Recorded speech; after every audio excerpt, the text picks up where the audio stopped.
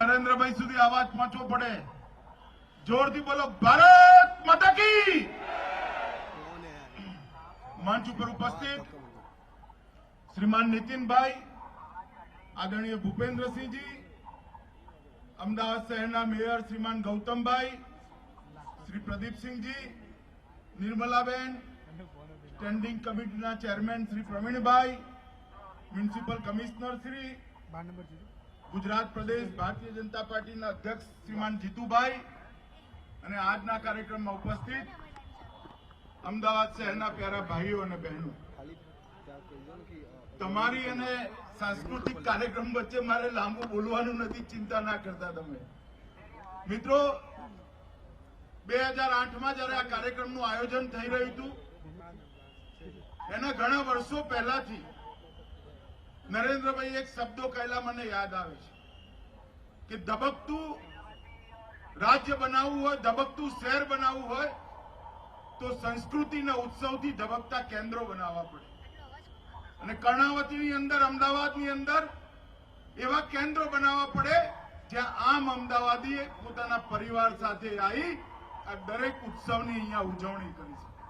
અને એમાંથી જ આ કાંકરિયા, આ રિવરફ્રન્ટ, આવી અનેક જગ્યાએ ઉત્સવ કેન્દ્રો બનાવવાનો વિચાર શરૂ થયો. 2008માં અનેક વર્ષોથી ભગવાન સ્વામિનારાયણના સમયથી આ કાંકરિયા તળાવ બનેલું હતું. અનેક ચડતી પડતીનું સાક્ષી, અમદાવાદના ઇતિહાસનું સાક્ષી કાંકરિયા પૂરું ધુમાડાઓથી ઘેરાયેલું આપણે જોયું છે, ટ્રાફિકથી ઘેરાયેલું જોયું છે. કોઈ આવું હોય તો આવવાની જગ્યા પણ ના મળે એવું કાંકરિયા આપણે જોયું છે. અત્યારે અમદાવાદના નાગરિકો જ્યારે મોર્નિંગ વોક માટે આવે તો કમસે કમ 5 લાખ પક્ષીઓ આ તળાવ પર ઉડતા હોય અને જરા પણ ધુમાડો ના હોય એવું કાંકરિયા આપણે જોઈ રહ્યા છીએ. આ કાંકરિયા જે નિર્જીવ હતું, એક પાણીનું ખાબોચિયું હતું, એ કાંકરિયાને નરેન્દ્રભાઈએ ફરીવાર સરોવર બનાવ્યું અને સંસ્કૃતિનું કેન્દ્ર બનાવ્યું. 2008 થી લઈ 2016 સુધી 8 વર્ષમાં અટલજીના જન્મદિવસથી ઈસુના વર્ષના છેલ્લા દિવસ સુધી 31મી સુધી, 25 થી 31 સુધી આ કાંકરિયા કાર્નિવલની જે પરંપરા ઉભી થઈ છે, આજે કોઈએ પણ અમદાવાદ આવવું હોય દેશભરમાંથી, મારો દેશમાં અનેક રાજ્યોમાં, અનેક શહેરોમાં પ્રવાસ, અમદાવાદ આવવું હોય તો એ લોકો 2 જ પ્રસંગોની રાહ જોતા હોય છે.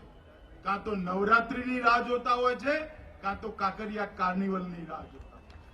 મિત્રો, અનેકવિધ સાંસ્કૃતિક કાર્યક્રમોથી કાંકરિયા કાર્નિવલને મ્યુનિસિપલ કોર્પોરેશનની ટીમ વધુ ને વધુ લોકપ્રિય, વધુ ને વધુ રસપ્રદ અને વધુ ને વધુ દિલચસ્પ બનાવી રહ્યા છે. ગૌતમભાઈના નેતૃત્વમાં અમદાવાદ મ્યુનિસિપલ કોર્પોરેશનની જે ટીમ કામ કરે છે, એ આખી ટીમને સૌ કાઉન્સિલર ભાઈઓ બહેનો અને મ્યુનિસિપલ કમિશનર અને એમની ટીમને પણ હું હૃદયપૂર્વક મારા અભિનંદન આપું છું, સાધુવાદ આપું છું.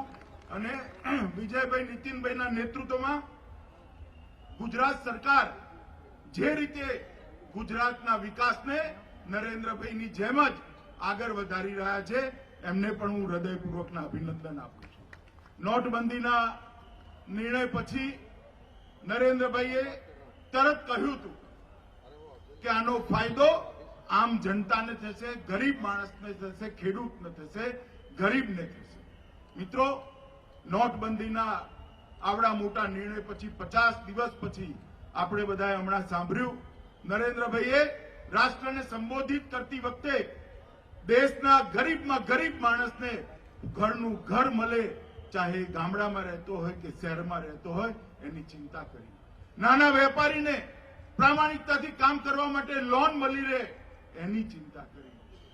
અનાજના ભંડાર ભરવાવાળા ખેડૂતને પણ પોતાની લોન સરળતાથી મળે એટલા માટે નાબાર્ડના ભંડોળને 21,000 કરોડથી 42,000 કરોડ કરવાનો એક મોટો નિર્ણય લીધો. મિત્રો, અનેકવિધ યોજનાઓ આજ નરેન્દ્રભાઈએ આપણી સામે મૂકી છે, પરંતુ આ બધી યોજનાઓને જો સફળ કરવી હોય તો ફરીવાર કારાધનની નિર્મિતિ અટકાવવી પડે અને એ તો જ અટકે કે લેસ કેસ સોસાયટીની તરફ આપણે બધા કેશનો ઉપયોગ સૌથી ઓછામાં ઓછો થાય, કેશનો ઉપયોગ બંધ થશે તો બિલ વગરનો કાળા ધનના સર્જન કરવાનો વ્યાપાર પણ બંધ થઈ જશે. નરેન્દ્રભાઈ જે લેસ કેશ સોસાયટીનો કોલ, એક આહવાન દેશની જનતાને કર્યું છે, ગુજરાત એને વધાઈ લે એવી અપીલ સાથે અને અનેક વર્ષો સુધી આ કાંકરિયા કાર્નિવલ આવી જ ગરિમા સાથે, આવી જ ઊંચાઈઓ સાથે અને આવી સાંસ્કૃતિક ભવ્યતા સાથે લોકોની વચ્ચે કામ કરતું રહે એવી શુભેચ્છાઓ આપી મારી વાત પૂરી કરું છું. વંદે માતરમ.